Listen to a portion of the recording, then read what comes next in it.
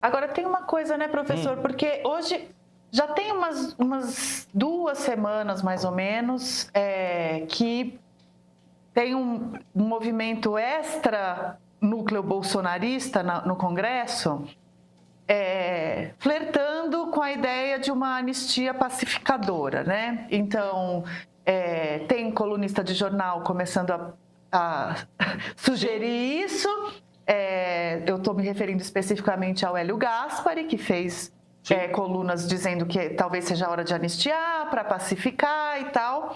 E tem figuras, por exemplo, como o Gilberto Kassab, que ontem deu uma entrevista à Globo News, e que até me chamou a atenção, assim, porque o nível de...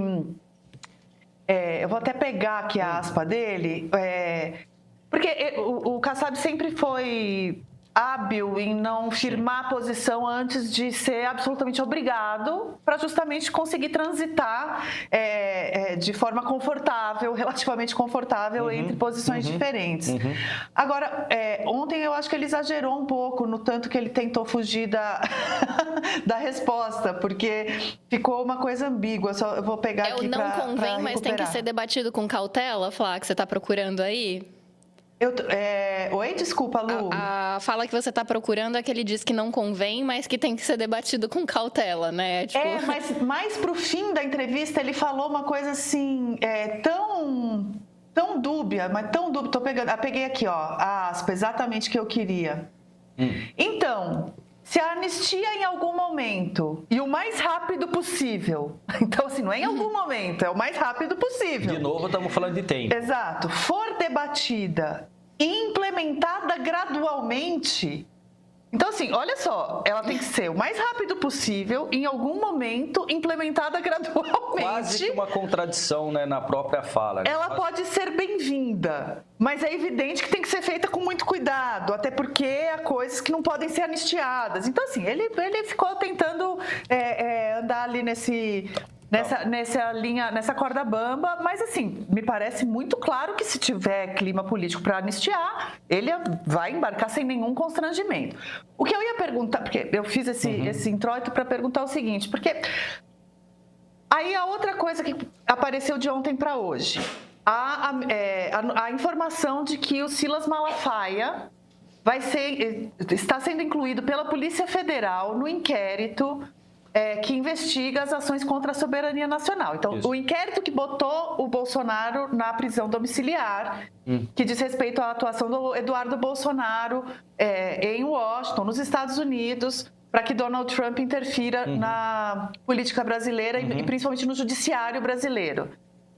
Hoje saiu notícia, isso quem deu ontem foi a Globo News, ninguém ainda tinha confirmado dos outros veículos, mas hoje saiu a notícia da nossa colega também, Bela Megali, no Globo, informando que o André Mendonça, que é um ministro que ficou conhecido como terrivelmente evangélico, porque foi assim que Bolsonaro o descreveu,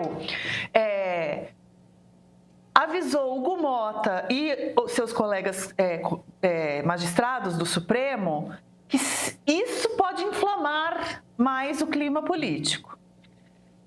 O que eu quero te perguntar é o seguinte, a gente não fica muito refém e tem como escapar dessa armadilha, dessa inflamação bolsonarista? Ao mesmo tempo que a gente, né, quem é minimamente equilibrado, realmente não quer botar fogo no país. A gente quer punir as pessoas como elas devem ser punidas, mas sem botar fogo no país. Mas, tá, entendi. Mas, ao mesmo tempo, também, a gente tem que fazer isso sem se preocupar se esse grupo pequeno vai tentar botar fogo no país a qualquer custo. Como é que você equaciona essa chantagem?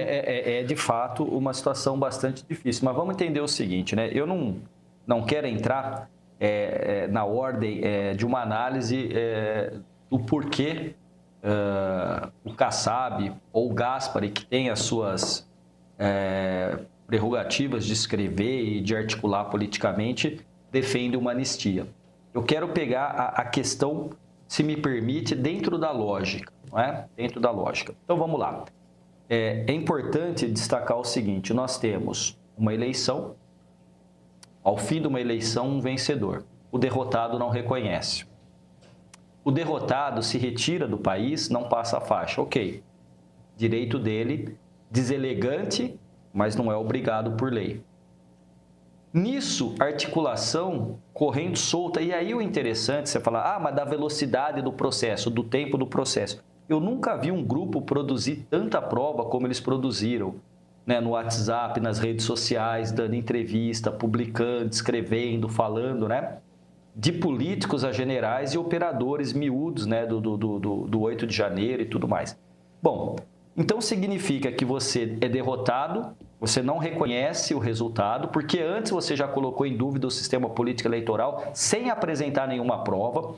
O Exército é chamado para participar da avaliação das urnas, entrega um relatório dizendo que não é possível comprovar nenhuma fraude, é obrigado a dizer, não tem fraude, mas pode ter. Dizer, sim, eu nunca namorei a Mariana Ximenes, mas posso namorar. Quer dizer, de onde que você está? Você entende? Porque é sempre específico, professor. É porque eu falei disso para os alunos esse dia, né? Eu estava falando da Mariana Ximenes, né? Que eu acho ela muito bonita ela e tudo mais, mesmo, né? lindíssima. Enfim, e aí, simpática, entre outras. Mas aí eu falei, você dizer, não, mas a gente trabalha com hipóteses? Pode ser, mas a gente tem que provar. Então, veja só, este núcleo foi derrotado politicamente. E aí articulou um golpe de Estado que não é apenas não entregar o poder para aquele que foi eleito, mas tinha ali um plano de assassinato do presidente eleito, seria envenenado, do Alckmin, que ninguém falou como ele seria morto. Coitado do Alckmin, de Pindamonhangaba ser morto porque foi eleito vice-presidente. E o ministro Alexandre de Moraes com artilharia pesada. Você entende que aí você falar o seguinte, ok, vamos anistiar aqueles que estavam lá no 8 de janeiro e têm 17 anos de prisão. Primeiro, a justiça não cria pena. A penalidade ao crime, a lei foi criada pelo legislativo. Isso é verdade. Então, aí é uma coisa que as pessoas esquecem normalmente. Aí você está dizendo, mas 17 anos... Para quem fez o que fez, para o pipoqueiro, para as senhoras com Bíblia na mão, para pichar estátua com batom? Não. 17 anos pela somatória, não pela pena máxima, mas pelos crimes que lhe foram imputados dentro de um processo legal. Essas pessoas queriam intervenção e ditadura e foram julgadas no Estado Democrático de Direito. Ok, a gente pode discutir que a lei é muito pesada? Podemos. É legítimo, mas quem faz essa discussão é o eleito pelo povo, que é o membro do parlamento, o Congresso, a Câmara e o Senado. Ok, agora vamos anistiar essas pessoas que, sei lá, são bagrinhos, peixes pequenos, né? Mas aí, a arquitetura da anistia não foi para salvar essas pessoas, foi para salvar Jair Bolsonaro. Então, qual é o recado que nós estamos dando à sociedade brasileira? Que todas as vezes que o grupo derrotado não quiser entregar o poder, quebrar tudo e ameaçar golpe ou assassinato, a gente vai anistiar. Vamos mudar a lógica e fosse o contrário. Se fosse a esquerda que não quisesse entregar o poder e tivesse perdido para a direita bolsonarista, quebrado tudo, articulado um golpe com assassinato e tudo mais, com apoio de Cuba, da Rússia, da China, sei lá de quem, da Venezuela, sei lá de quem, vamos extrapolar. Eles estariam pedindo anistia? Então, é muito difícil você explicar para as pessoas que você tem 3 poderes e que cada um tem as suas funções. E que as leis elas têm que ser pensadas e aplicadas, né, professor, de uma maneira... que valha para todos. Então, esse é o pressuposto republicano. Esse é o pressuposto republicano. Numa república, todos são iguais perante a lei.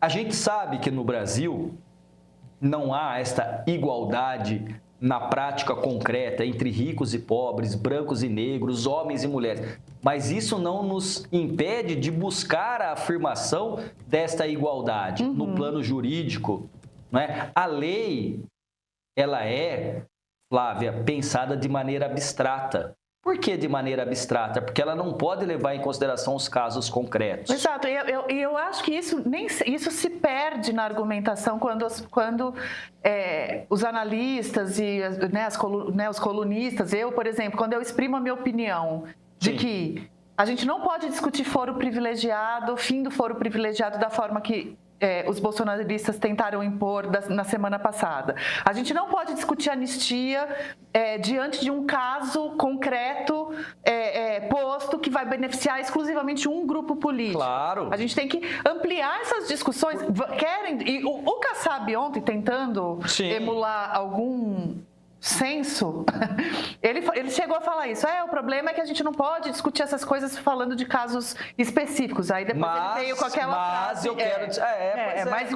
Mas é melhor ser o quanto antes. Quanto antes, progressivamente, mas ontem. O julgamento de Jair Bolsonaro está chegando. E com ele, uma pergunta importante vem à tona. Após mais uma tentativa de golpe, quais são as forças que fazem a nossa democracia seguir firme? Apesar das disputas políticas intensas, é fundamental reconhecer os avanços que a nova república trouxe para o Brasil. Eleições livres, liberdade de imprensa, fortalecimento institucional e a garantia dos nossos direitos fundamentais. Milhares de pessoas já assistiram ao documentário Democracia, uma História Sem Fim, que reúne cientistas políticos, jornalistas, grandes especialistas para refletir sobre os desafios atuais, as conquistas históricas e os caminhos possíveis para fortalecer ainda mais o regime que define quem somos como país. Não fique de fora dessa conversa essencial para compreender melhor este momento político e valorizar a democracia que construímos juntos, já disponível no Meio Primo.